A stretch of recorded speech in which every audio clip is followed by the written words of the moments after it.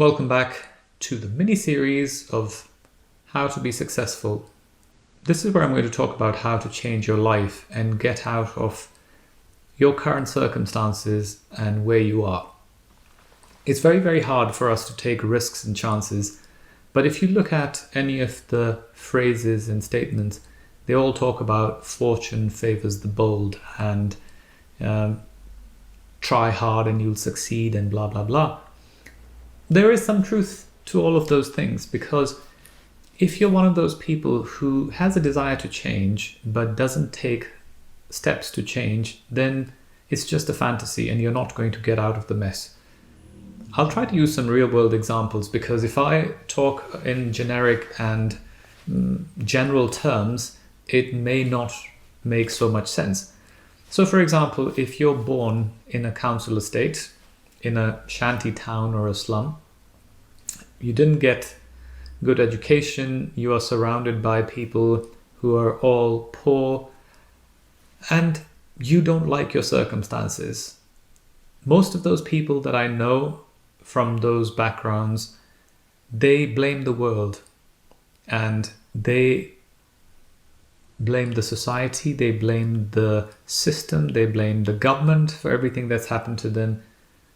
In my point of view, that's just a cop-out. That's a way of saying, I'm not capable of doing something, so I'm going to find someone else to blame for everything that's happened to me. These days, mental health issues is another big thing. 40 years ago, 30 years ago, 20 years ago, there was no mention of mental health issues. People just picked up and carried on. These days, everyone has 5 million reasons why they can't do something, and then they want to blame the world. I didn't get the opportunity, I didn't get the chance. I'm an example of someone who came from nothing, had no opportunities and things handed on a plate to me. I worked very hard for my life to get where I am. And some of the viewers who are watching this say, oh, not everyone is like you. Oh, not everyone has your brain. Oh, not everyone has your drive. Oh, not everyone has your health. Blah, blah, blah. I think you should switch off and go back to your life, because this isn't for you. Those of you who are staying, I would like to welcome you and say, you can do anything you want. In reality, it is possible. So if you were born in very poor circumstances and you don't have all the things that you wish you had been given, it's not something you can control. It's just the same way that we can't control how we look. We are born with a certain look. We can't control our physical strength. We can't control how much brain power we have. All of these things are a luck of the draw. It's a genetic lottery. Similarly, being born in a household is also a lottery. Sometimes people think that if I was born in a wealthy household, I would be different and I would have everything given to me. But many of those people have other serious problems and they're still unable to succeed in life. And it's not because of the circumstances, it's because how people react to those circumstances.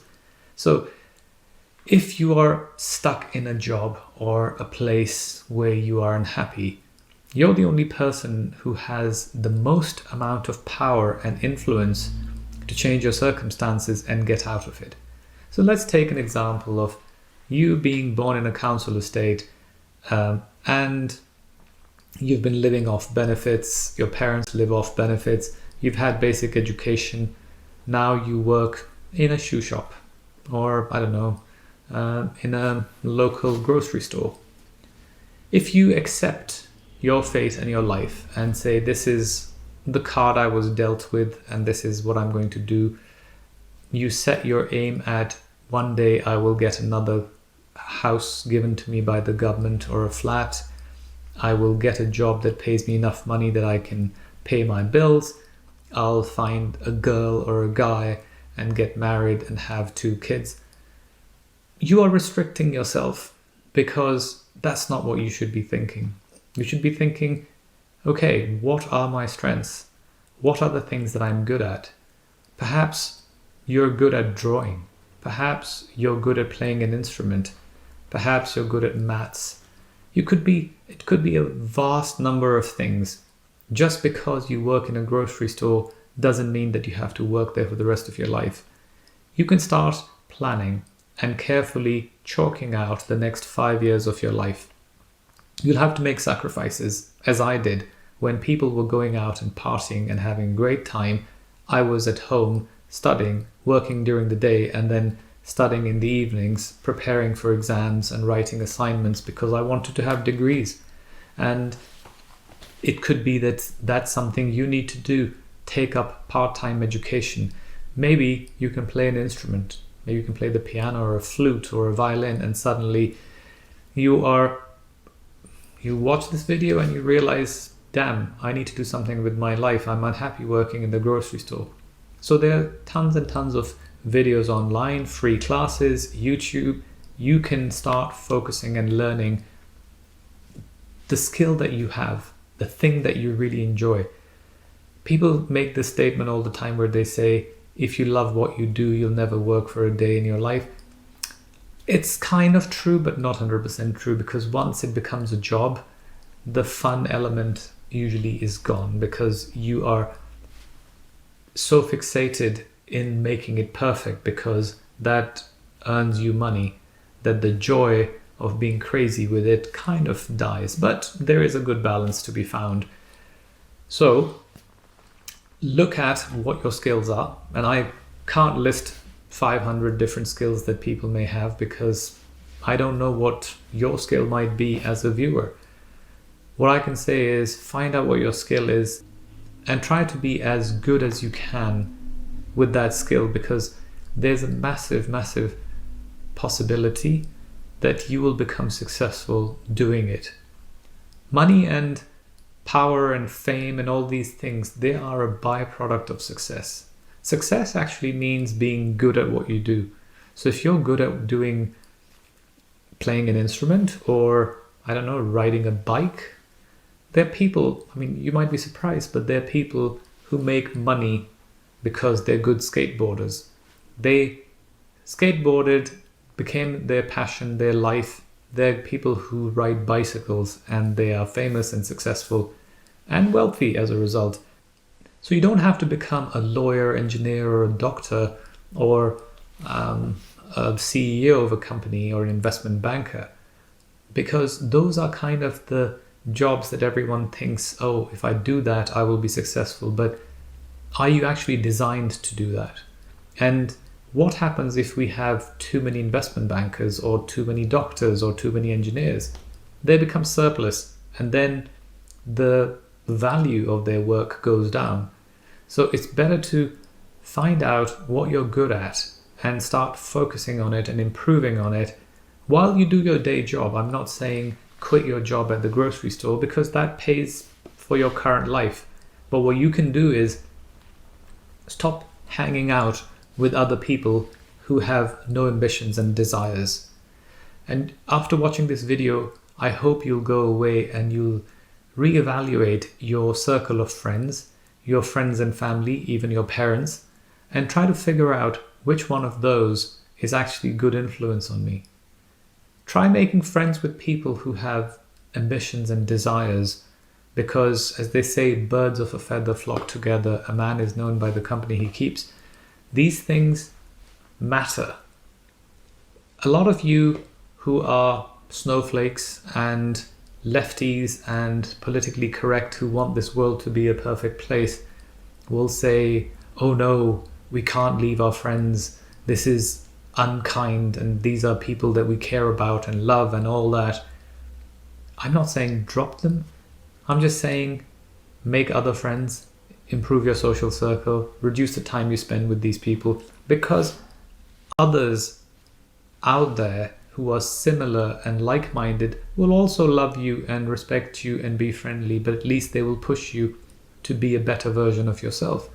While if you hang around with, I'm going to use a harsh term, with the losers, you're going to become one of them. For the losers, it's really hard to see one of them succeeding because then it reinforces the fact that they're not doing anything with their own lives. So one, that they see someone that they knew who's moved on and done something better for themselves. They have potentially lost time with a friend they used to spend a lot of time with, and also they've realized they're incapable of doing this. So maybe they'll do it subconsciously, but they will tell you why you can't do XYZ and why it's too risky. That's why it's important, very important, to look at your social circle, your friends and family, and figure out who you want to cut out of your life. I'm using these harsh words and harsh terms because that's the reality of the world. You define what cutting out means. The kind of person I am, I limit my interaction with those people to once or twice a year. Because yes, they were nice people and they are nice people to a degree, but if I see them, do I get negativity from them? Do they damage my morale? Do they stop me from being a better version of myself? If so, I don't need them in my life. So I know these videos are harsh, but you guys keep asking me to make videos that teach you how to be successful. And there is no way of sugarcoating it, because then the message will be so diluted that there'll be no benefit from it. So thanks for watching this part 2. I'm going to keep making more. Whether someone watches them or not, it doesn't bother me. But I think I need to say these things out loud in the wide public domain, because no one else seems to be talking about the reality of the world. Everyone's trying to sell you stuff and make you like them. I don't care if you like me or not. As long as you respect me and you value my opinion, that's all that matters. And even if you don't, I don't know you, doesn't bother me. Thanks for watching. Until next time.